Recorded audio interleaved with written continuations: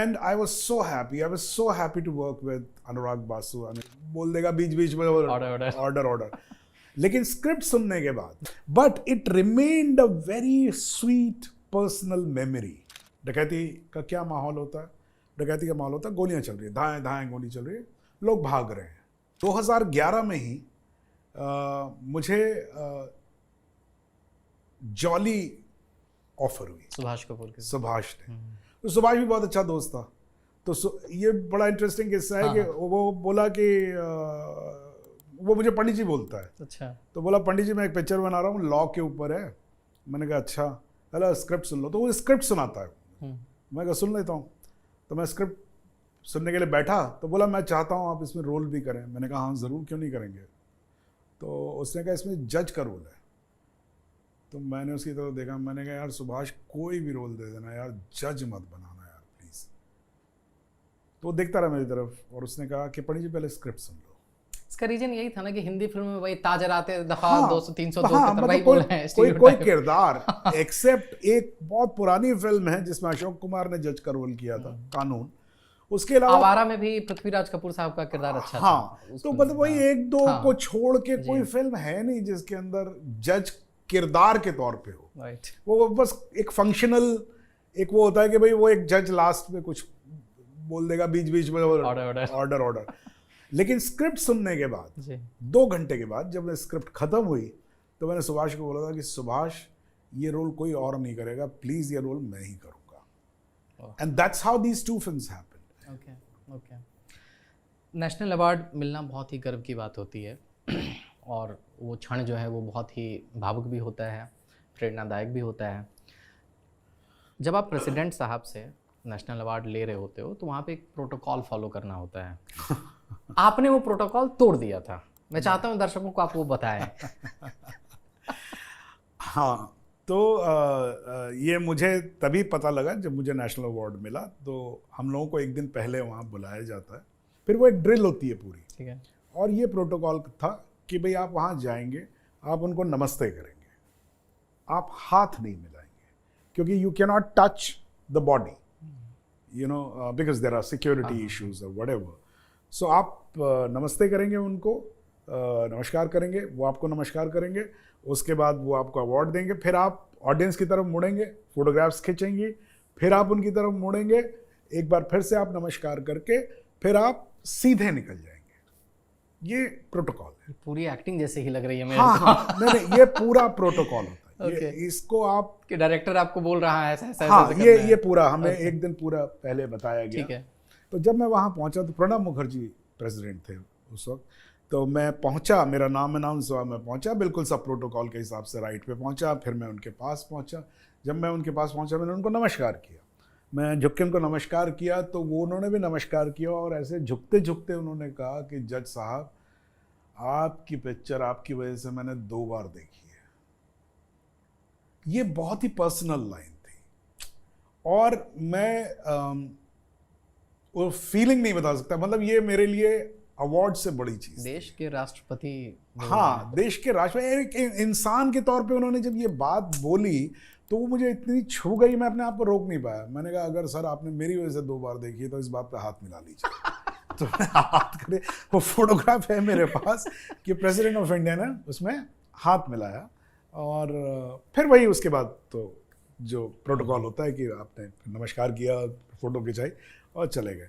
But it remained a very sweet personal memory and I cherish it. You know, national award तो है, गर्व की बात है, एक जरूर एक गर्व की बात है. लेकिन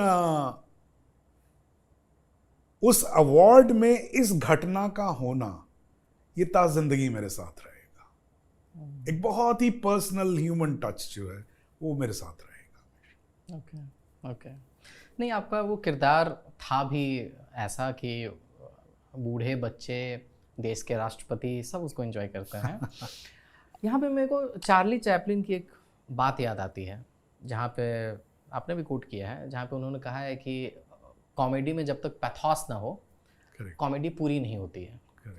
अब मैं जब आपके निभाए ज़्यादातर किरदारों को देखता हूँ तो किरदार चाहे कोई भी हो, वो दुखद हो, उसमें जब तक कॉमेडी नहीं होती है आपके वो किरदार पूरे नहीं होते हैं। इसका क्या रहस्य है सर कि आपके जितने भी किरदार है, अभी अब विलन की बात हो रही है, अब आपकी फिल्म लेते हैं रेड। हाँ करेक्ट। अब वो किरदार करप्टेड है लेकिन उसी समय इंटेलिजेंट भी है, वो जोक्स भी क्रैक कर रहा है। करेक्ट। इस पे बात कीजिए सर। तो ये पर्सनल चॉइस मैं कहूँगा, या मैं again I will consider my self lucky if this is a good thing.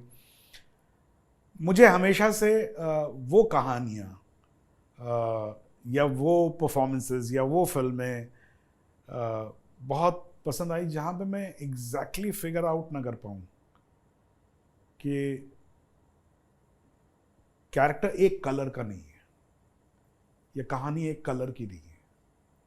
Again वही ग्रे में जैसे चलते हैं ना हम लोग, वो है। तो जैसे मैं आपको एक सीन बताता हूँ। बैंडिट क्वीन बहुत समय हो गया होगा आपको देखे हुए, अभी मैं बताता हूँ। उसमें एक सीन था जो एडिट में नहीं आया, कोई बात नहीं। तो डकैती हो रही है। डकैती का क्या माहौल होता है? डकैती का माहौल होता है गोलियां चल रही है, धाएं धाएं गोली चल रही है, लोग भाग रहे हैं, है ना, जो हमें याद है, जो हमारे सामने पिक्चर है। और डकैती में पैसे वैसे लूटे जाते हैं।